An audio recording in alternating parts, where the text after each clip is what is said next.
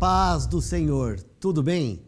Estamos falando diretamente dos estúdios da ADC TV Criciúma Santa Catarina para o Brasil e mundo. E nesta feita estaremos falando sobre a lição número 4, o encontro de Ruth com Boaz. O nosso texto áureo está fundamentado em Ruth, capítulo 2, versículo 12. O Senhor galardoe o teu feito, e seja cumprido o teu galardão do Senhor, Deus de Israel, sob cujas asas te vieste abrigar. Verdade prática, o verdadeiro e puro modelo de bondade é servir uns aos outros de coração, confiando na fidelidade e na justiça de Deus. Esta lição, o encontro de Ruth com Boaz, dentro da nossa verdade prática, vai mostrar qual é o verdadeiro modelo de bondade. E nesta feita, servindo uns aos outros, não de forma aparente, mas de coração. Nesta maneira, você está cumprindo os mandamentos do Senhor. E não por que não citar o grande mandamento do Senhor Jesus, que é, como principal mandamento, amar a Deus sobre todas as coisas, e o segundo grande mandamento, que resume toda a lei, que é amar o seu próximo como a si mesmo. Então, quando nós servirmos num modelo de bondade uns aos outros, de coração, nós já estamos confiando na fidelidade e na justiça de Deus. A nossa introdução, então. Na lição anterior, o assunto central foi a amizade entre Noemi e Ruth, entre a nora e a sogra. Agora, nesta feita, um novo personagem entra em cena, que é Boaz, o parente remidor. Veremos como o Deus da providência recompensa o que se doam a bons relacionamentos. Então, adentrando dentro do nosso primeiro tópico, Boaz, o remidor. A síntese: Boaz era um homem próspero e respeitado por todos os que o cercavam. Então vamos falar sobre o primeiro subtópico do primeiro tópico, que é um homem próspero. Então, como a síntese já nos mostra, Boaz é um homem íntegro, influente, tem termos como valente e poderoso, além de ter um poder forte economicamente. Um grande produtor rural que, dentro do texto bíblico, mostra que ele cultivava tanto a cevada como o trigo, e muitos trabalhadores a seu serviço, ou seja, muitos agricultores trabalhavam para ele, a serviço dele. Ele reunia qualificações e condições para cumprir o papel de remidor. Lembrando que o texto bíblico fala que ele não era o remidor mais próximo, mas ele era o segundo remidor na linha de sucessão. Goel e Levi. Dentro do termo remissão, remidor, existem duas maneiras de alguém remir. Um é o termo Goel e o segundo é o termo Levi. Como está escrito na sua lição, da geração de Elimeleque, não nos permite saber o grau de parentesco entre Boaz, o marido de Noemi. O texto, sim, nos mostra que Boaz era um dos remidores, mas o grau de parentesco o texto não nos mostra, nem no texto da lição, nem no texto do livro de Ruth, e muito menos alguma genealogia que fizestem esta ligação. Isso nós não temos.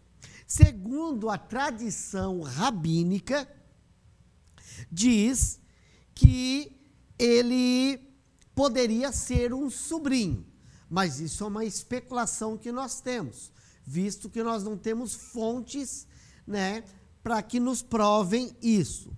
Como parente próximo, poderia ser um Goel. O que é um Goel? Goel, a palavra Goel, quer dizer aquele que redime, né, que vai redimir. Mas o Goel não tem nada a ver com o levirato. Ou seja, levir. Levir é algo, Goel é outro. Por exemplo, como diz aqui dentro da sua lição. Dentro da lição fala que quando alguém era vendido como escravo, o parente mais próximo, que é o Goel, ele tinha como obrigação ir lá comprá-lo, comprar de volta e colocar ele de volta no seio da família. O levirato já era diferente.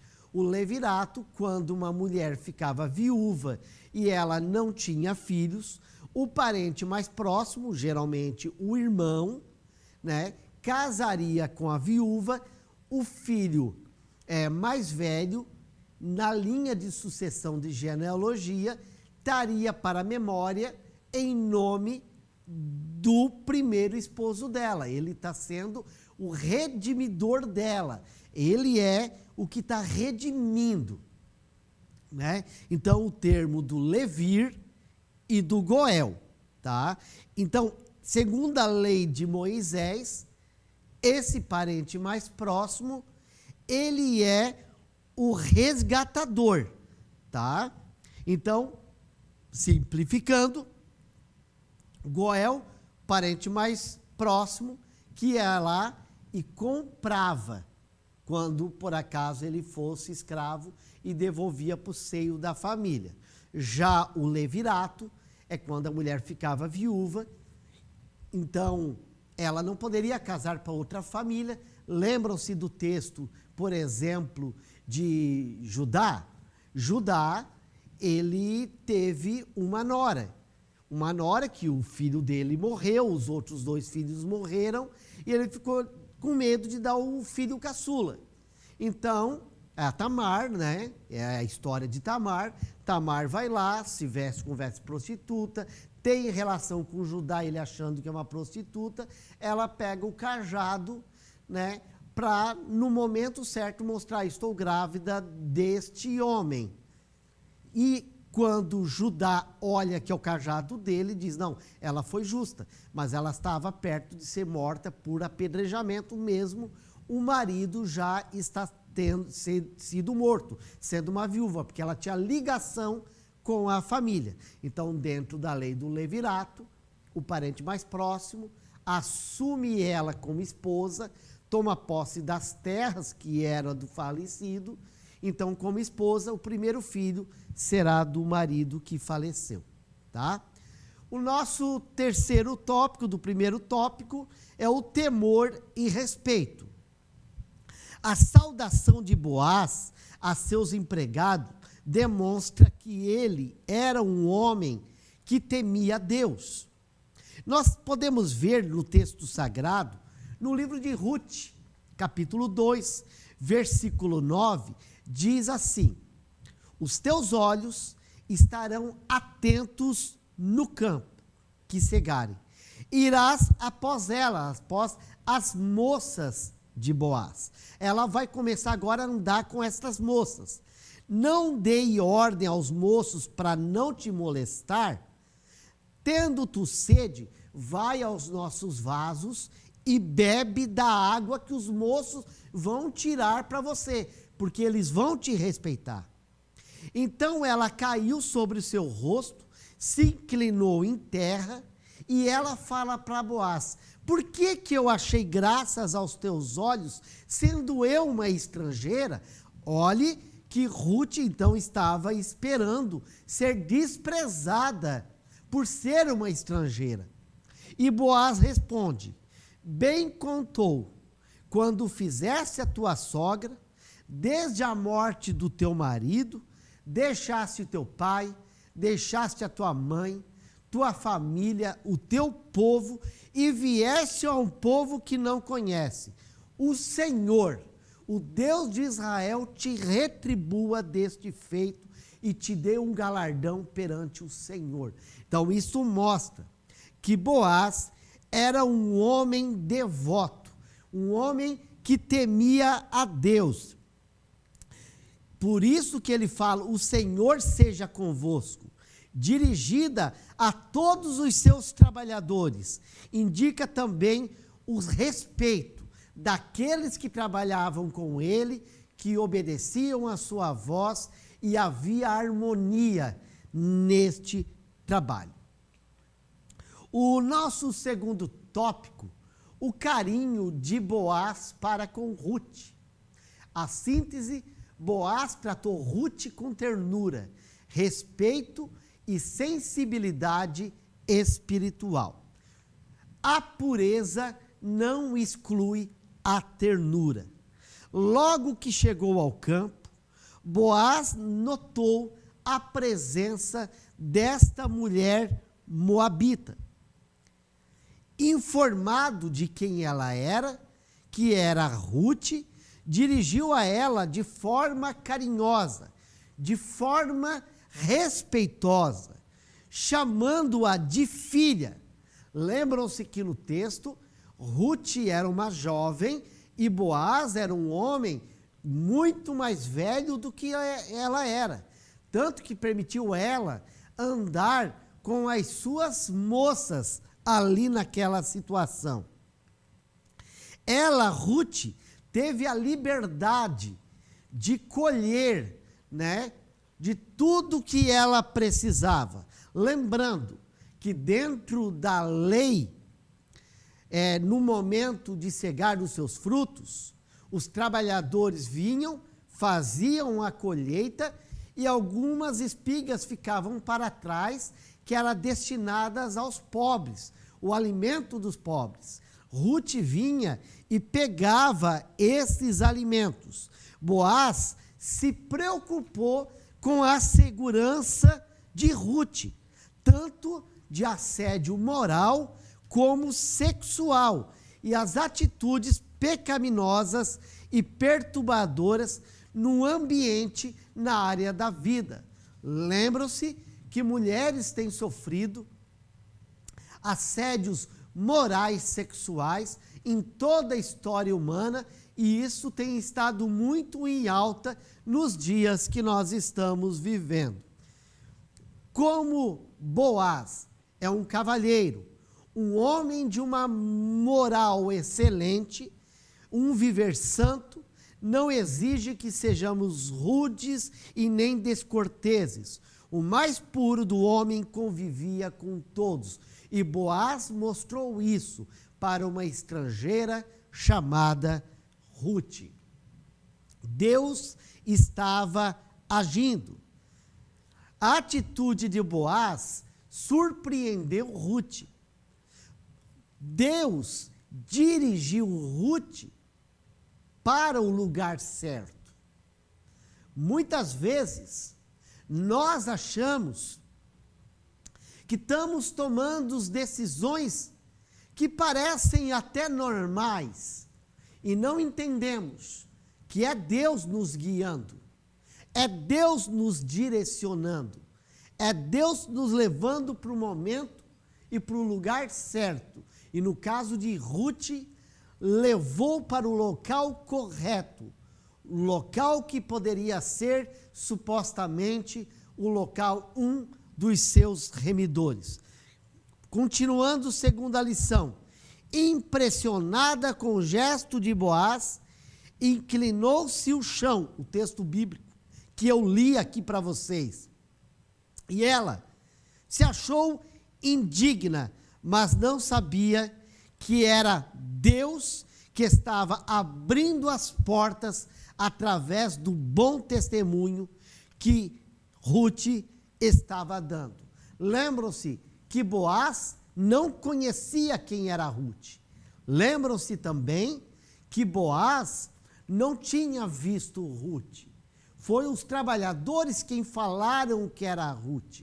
Mas Boaz ouviu de outro o testemunho dessa moça. Como ela tratou bem a sua sogra. Aleluia. Como ela seguiu abandonando a sua terra, deixando o Deus do seu povo, adentrando Israel, onde Jeová Nissi é a bandeira daquele povo.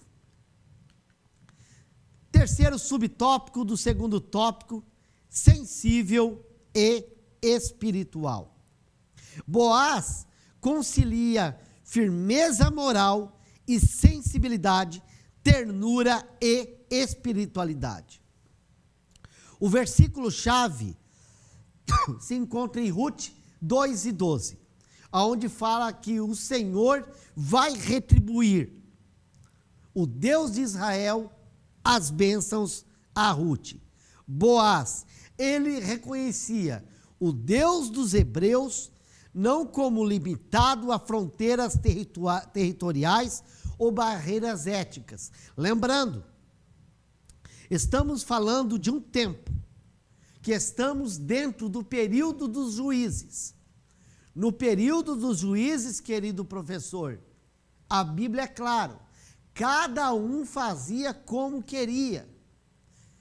O poder da impiedade era muito alto nesse período de Israel. Tanto que foi nesta época que Deus levantava, o povo se desviava do Senhor, Deus levantava juízes. O povo clamava ao Senhor, daí Deus levantava os juízes para pelejar por Israel. Um período turbulento, mas dentro desta turbulência se encontra um homem fiel, respeitoso, digno, que era Boaz. O nosso terceiro tópico fala a colheita de Ruth e a sua sobrevivência. A síntese, a história de Ruth com Boaz revela a validação da lei da semeadura e o bom plano de Deus em sua vida e no mundo. Primeiro subtópico do terceiro tópico, a lei da semeadura. Dentro de uma cosmovisão secular, produz a ilusão que vivemos em um mundo dos homens, apartados de Deus. Mas teocratas como nós somos, aonde o Senhor reina nas nossas vidas, toda a nossa vida é dirigida por Deus, tanto no meio religioso, como em nossa vida secular. A nossa vida secular, ela é dirigida por Deus, porque para nós não existe essa palavra secular, não existe essa diferença entre o religioso espiritual e o nosso modo de viver. Por isso, Ruth, adentrando Israel, ela decide servir ao Deus de Israel, em vez do Deus Quemos, o Deus Quemos, dos Moabitas. Em nível de informação, visto que estamos numa pré-aula de escola bíblica dominical, o Deus Quemos é um Deus que é um homem com cabeça de touro e segurava uma criança. Por isso que a principal forma de adoração a esse Deus, as pessoas davam os seus próprios filhos para ser assadas a esse Deus, queimadas a esse Deus. Uma forma cruel, mas o Deus dos Moabitas, cuja adoração incluía o sacrifício de crianças. Então lembram-se, mas por que eles faziam isso? Porque dentro da história da pedra dos Moabitas, né, diz que eles louvavam esse Deus pelas vitórias contra os israelitas, né, e eles botavam essas vitórias em honra ao Deus Quemos. Então Ruth serve a esse Deus e ela começa agora a experimentar a mão poderosa do nosso Deus a seu favor. Isso nós sempre falamos, lei da semeadura, né? É aquilo, gentileza gera gentileza. Nós costumamos falar na nossa vida. Então, ela está sendo fiel a Deus e ela vai colher a bondade de Deus na sua vida. Os acasos de Deus. Ela acha que está dentro do acaso e vai colher espigas no campo de Boaz. Para ela, como eu já falei, é uma casualidade, mas é a providência de Deus. Quando Ruth volta para casa com as espigas, a sua sogra Noemi, ela fica alegre e pergunta: aonde você colheu essas espigas? E ela fala: lá no campo de Boaz. E ela conta tudo o que aconteceu lá no campo. Noemi, ela conhece a sua cultura. Ruth não está entendendo o que está acontecendo, mas Noemi sabe que a esperança vai começar a brotar, porque dentro desse coração dessa pobre viúva, chamada Noemi, ela sabia, o remidor está chegando. E o nosso último tópico, do subtópico, terceiro tópico, o resultado da colheita. Alguns frutos nós alcançamos agora. Alguns frutos nós colhemos hoje. Outros levam tempo para aparecer. E na história de Ruth, também não foi diferente. A colheita estava garantida. O trabalho árduo durou uma estação. Tanto que a lição fala, março, abril, é a estação da cevada, abril e junho, a estação do trigo. Concluído o trabalho, ficou com a sogra. Uma colheita de maior seria ainda realizada em tempo oportuno. Nosso trabalho, Deus trabalha por aqueles que nele esperam. E o que isto vai acontecer? A gente deixa para falar desse assunto na nossa próxima lição número 5, aonde estaremos tratando o casamento de Ruth e Boaz, a remissão da família.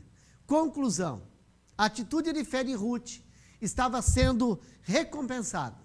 Sua prontidão em cuidar da sogra levou a encontrar conforto e proteção naquele que seria o resgatador de toda a família e que a incluiria na genealogia do Redentor da humanidade. O Deus de Ruth é o nosso Deus. Ele continua agindo por aqueles que decidem se abrigar debaixo das suas asas, confiar nele e nele fazendo o que lhe agrada. É o meio infalível de alcançar sua misericórdia e favor. Muito obrigado você que esteve conosco. Esperamos até a próxima aula, se Deus quiser. Um grande abraço, nós aqui da nossa diretoria da ADC Criciúma, para todo mundo. Até lá.